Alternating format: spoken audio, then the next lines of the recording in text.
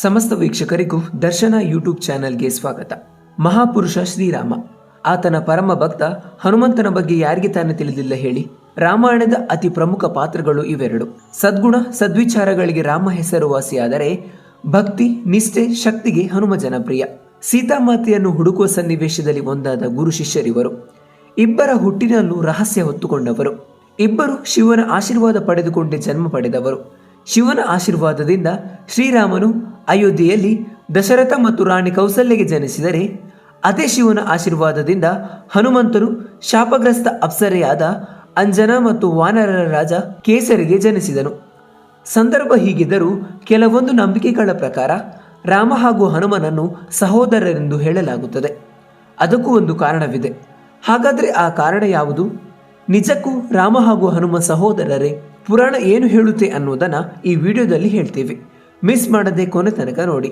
ಅದಕ್ಕೂ ಮುನ್ನ ನೀವಿನ್ನೂ ನಮ್ಮ ಚಾನಲ್ ಅನ್ನು ಸಬ್ಸ್ಕ್ರೈಬ್ ಆಗಿಲ್ಲ ಅಂದ್ರೆ ಈ ಕೂಡಲೇ ಆಗಿ ಪಕ್ಕದ ಬೆಲ್ ಐಕಾನ್ ಕ್ಲಿಕ್ ಮಾಡುವುದನ್ನು ಮರಿಬೇಡಿ.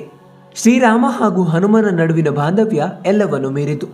ಆದರೆ ಆನಂದ ರಾಮಾಯಣದ ಪ್ರಕಾರ ಹನುಮಂತ ರಾಮನ ಸಹೋದರನೆಂದು ಹೇಳಲಾಗುತ್ತದೆ. ಹೌದು, ಹನುಮನ ತಾಯಿ ಅಂಜನಿಯು ಮಗನನ್ನು ಪಡೆಯಲು ಶಿವನನ್ನು ಆರಾಧಿಸುತ್ತಿದ್ದಳು. ಅದೇ ಸಮಯದಲ್ಲಿ ಮತ್ತೊಂದೆಡೆ ಅಯೋಧ್ಯೆಯ ರಾಜ ದಶರಥನು ಮಕ್ಕಳಿಗಾಗಿ ಪುತ್ರಕಾಮೇಷ್ಟಿ ಮಾಡುತ್ತಿದ್ದನು. ಯಾಗದ ಸಮಯದಲ್ಲಿ ದಶರಥನಿಗೆ ಒಂದು ಮಡಕೆ ಸಿಗುತ್ತದೆ. ಆ ಮಡಕೆಯಲ್ಲಿ ಸಿಹಿಯಾದ ಪಾಯಸ ತುಂಬಿತು. ಈ ಪಾಯಸವನ್ನು ರಾಣಿಯರಿಗೆ ತಿನ್ನಿಸಿದರೆ ಒಬ್ಬ ಮಗ ಹುಟ್ಟುತ್ತಾನೆ ಎನ್ನುವ ವರವನ್ನು ದಶರಥ ಪಡೆದುಕೊಳ್ಳುತ್ತಾನೆ. ರಾಜನು ಈ ಪಾಯಸವನ್ನು ಅರಮನೆಗೆ ತೆಗೆದುಕೊಂಡು ಹೋಗುತ್ತಿದ್ದಾಗ ದಾರಿಯಲ್ಲಿ ಹದ್ದೊಂದು ಅವನ ಮಾರ್ಗಕ್ಕೆ ಅಡ್ಡಿಪಡಿಸಿತ್ತಂತೆ. ಆ ಹದ್ದು ಪಾಯಸವಿದ್ದ ಪಾತ್ರೆಗೆ ತನ್ನ ಕೊಕ್ಕನ್ನು ಹಾಕಿ ಒಂದಿಷ್ಟು ಪಾಯಸವನ್ನು ತೆಗೆದುಕೊಂಡು ಹಾರಿ ಹೋಯಿತು.